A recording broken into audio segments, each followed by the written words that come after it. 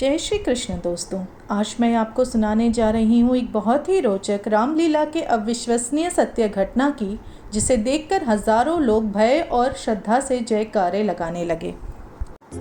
ये कहानी है प्रभु पर ऐसे सच्चे और अटूट श्रद्धा एवं विश्वास की, जिसे सुनकर आपकी रूह हिल जाएगी। ध्यान से सुनना दोस्तों, बहुत ही अच्छी और अद्भुत कहानी है। तो ये कथा है ग्राम तुलसी, जिला जांजगीर, छत्तीसगढ़ की। सन 1880 के अक्टूबर-नवंबर यानी कि दीपावली के आसपास की बात है। तब ग्राम तुलसी जिला बिलासपुर में आता था। बनारस की एक रामलीला मंडली लीला खेलने के लिए तुलसी ग्राम आई हुई थी। लीला में 20-22 कलाकार थे, जो कि श्री जगेश्वर शुक्ला के घर पर ही ठहरे हुए थे, एक बड़े हॉलनुमा से कमरे में। वहीं वे लोग अपना भोजन बनाते, खाते और रिहर्सल भी करते थे। लीला मंडली के स्वामी और निर्देशक थे 45-46 वर्षीय श्री पंडित कृपाराम दुबे, और वे बड़े ही भावुक भक्त भी थे। मंडली में एक 35-36 वर्षीय फौजदार शर्मा नाम का एक आदमी भी हुआ करता था। वह पंडित कृपाराम दुबे के सहायक व लीला मंडली के सहायक निर्देशक भी थे। फौजदार बेहद उग्र स्वभाव के और मन के मेले प्रकृति वाले इंसान थे। रामलीला में प्रयुक्त तथा उपयोग में लाए जाने वाले सभी सामग्रियों का फौजदार शर्मा ही प्रबंध किया करते थे। एक दिन दोपहर के भोजन के बाद रामलीला के कलाकारों का रिहर्सल चल रहा था। लीला मंडली के स्वामी निर्देशक कृपाराम दुबे ने फौजदार को सलाह और निर्देश दिया कि राम जिस शिव धनुष को तोड़ते हैं, वह धनुष पहले की लीलाओं की अपेक्षा नर्म होना चाहिए, ताकि राम की भूमिका कर रहे 17 वर्षीय किशोर उसे आसानी से तोड़ सके।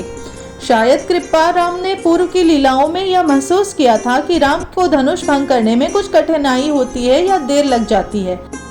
इस छोटी सी बात को फौजदार ने अपना सार्वजनिक अपमान समझा और बात का बतंगड़ बना दिया।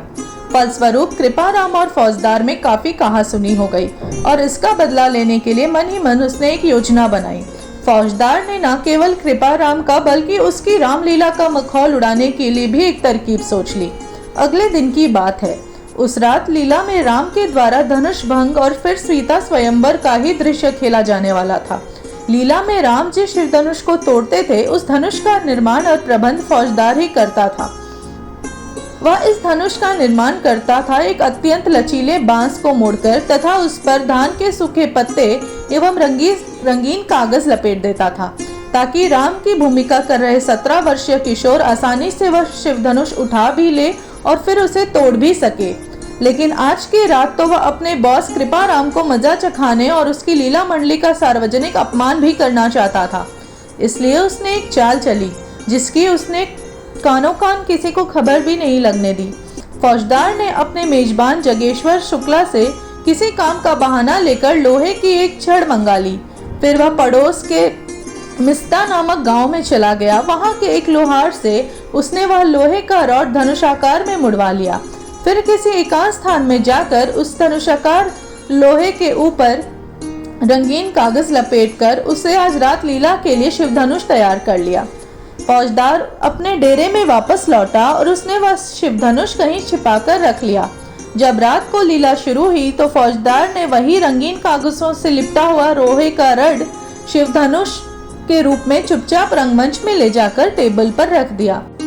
पंडित श्री कृपाराम दुबे रंगमंच के बगल में ही हारमोनियम पर बैठे हुए थे और दृश्य के अनुरूप बड़े भाव से रामायण की चौपाई, दोहा, सोरठा गा बजा रहे थे। फौजदार ने छिपकर तमाशा देखने की सारी योजना बना ली थी। समय आने पर विश्वामित्र की आज्ञा पाकर राम धनुष उठाने के लिए खड़े हुए। आगे बढ़कर राम ने धनुष तो उठा लिया, पर यह क्या, पहले की लीला में तो वह इतना कठोर या भारी नहीं हुआ करता था, फिर वह उसे मध्य में तोड़े कैसे? अभी कुछ देर पहले रावण तथा अन्य दिग्गजों का यहाँ जो अपमान हुआ था, क्या वही राम का भी होने जा रहा था? राम ने कातर नेत्रों से हारमोनियम पर बैठे कृपाराम की ओर देखा। राम की आंखें चार होते ही दुबे भी समझ गए कि दाल में जरूर कुछ काला है और राम बड़े संकट में हैं। राम धनुष उठा चुके हैं। सामने बैठे अपार दर्शक समूह उत्सुकता से राम के द्वारा धनुष भंग की बेसब्री से प्रतीक्षा कर रहे हैं। ऐसे समय में पर्दा गिराना भी बड़ा अनुचित होगा, अशोभनीय होगा। यानी राम की कमजोरी को स्पष्ट रूप से पर्दे से ढांकना होगा।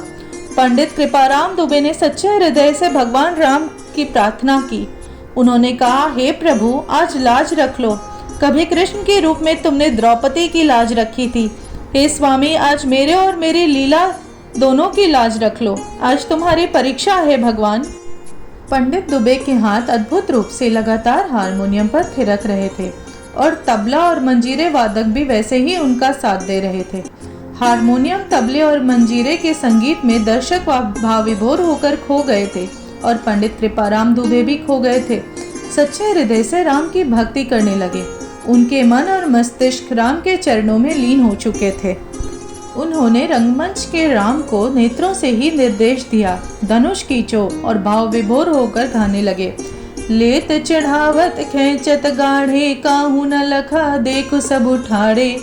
ते ही छन राम मध्य धनु तोरा, भरे भुवन धुनि घोर कठोरा। तभी रंगमंच पर बिजली कड़कने की सी एक टंकार हुई और अगले ही क्षण राम के हाथों से शिवधनुष टूटकर झूल रहा था। दर्शकों के मध्य चारों ओर करतल ध्वनि होने लगी और तालियों की गड़गड़ाहट से लीला स्थल गूंज उठा। लोग मंत्र मुग्ध होकर अपने अपने स्थानों पर खड़े होकर भगवान श्री राम के जय जयकारे लगाने लगे, मानो आज यथार्थ का शिवधनुष ही राम ने भंग कर दिया हो। पंडित श्री कृपाराम का नाम आज सचमुच ही चरितार्थ हो गया था, यानी राम ने सचमुच ही आज उन पर कृपा कर दी थी।